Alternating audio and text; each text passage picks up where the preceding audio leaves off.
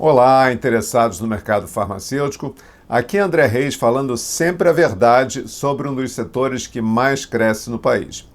E hoje, uma notícia publicada no site Panorama Farmacêutico, que é a melhor fonte de informações que eu tenho para poder comentar com vocês, colocou uma notícia que o Brand Finance, que é uma consultoria que analisa as principais marcas no mundo inteiro, tem um recorte também sobre as 100 marcas principais no Brasil em 2023.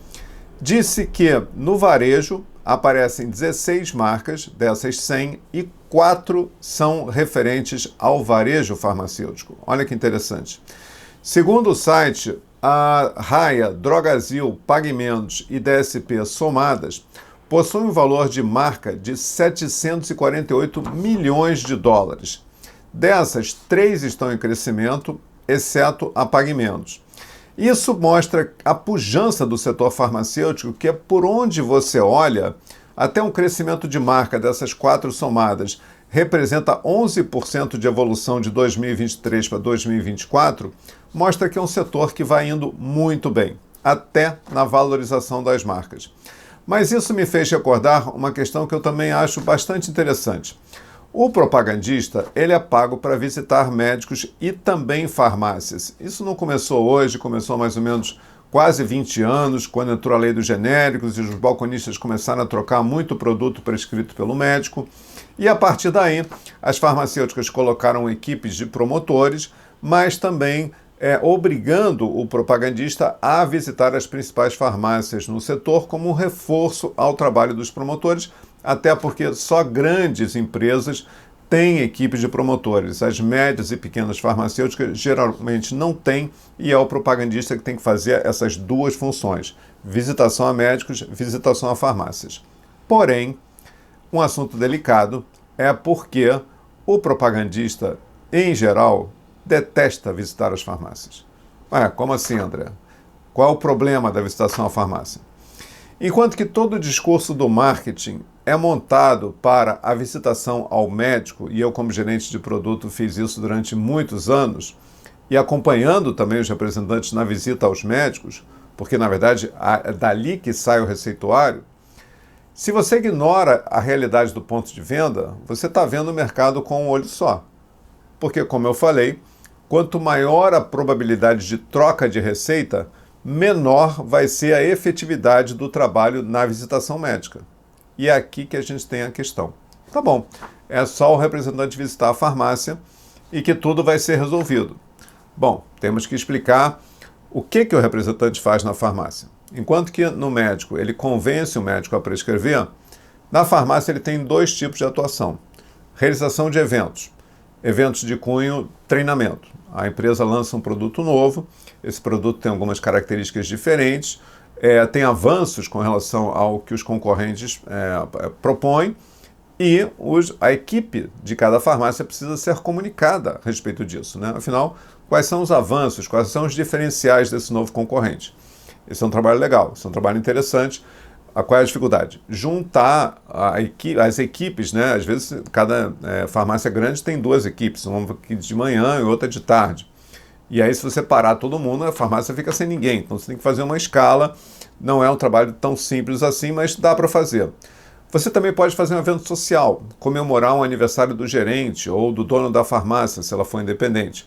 Mas isso é um evento pontual. Você compra um bolo na padaria, compra refrigerante, e aí copinhos, pratinhos, garfos e tal, e você comemora aquele aniversário, uma coisa bem rápida.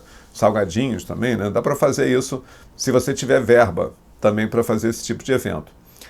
Agora, na maioria das vezes, o laboratório não vai fazer eventos nem de treinamento, nem de sociais na farmácia.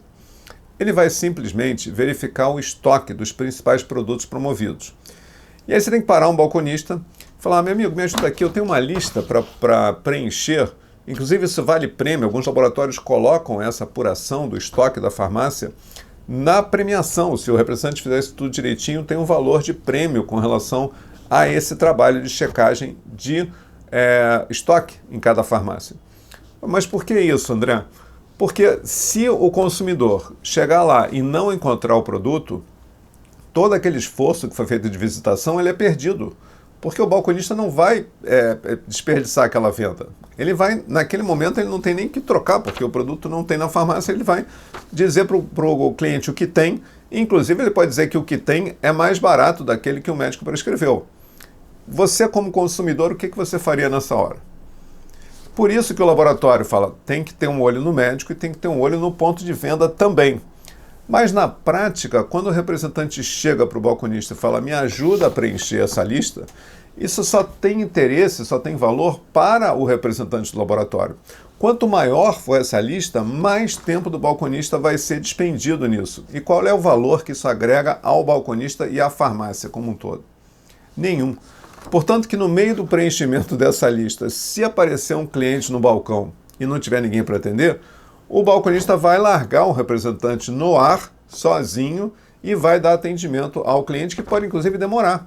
Enquanto isso, o representante está lá esperando a continuidade daquele processo para poder preencher o seu relatório e se despedir do balconista e ir para uma outra farmácia ou visitar médico. E o que o representante dá em troca desse tempo que o balconista está despendendo com ele? Na maioria dos casos, nada.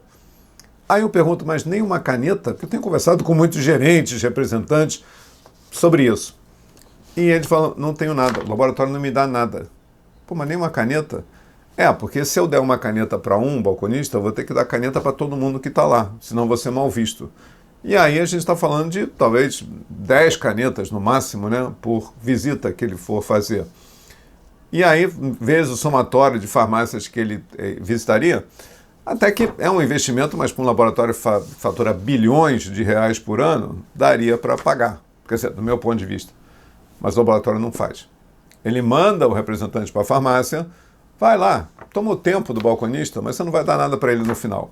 E aí é que é o constrangimento. E é por isso que os representantes, no geral, não têm nenhum interesse por si só, como pelo trabalho, em visitar a farmácia.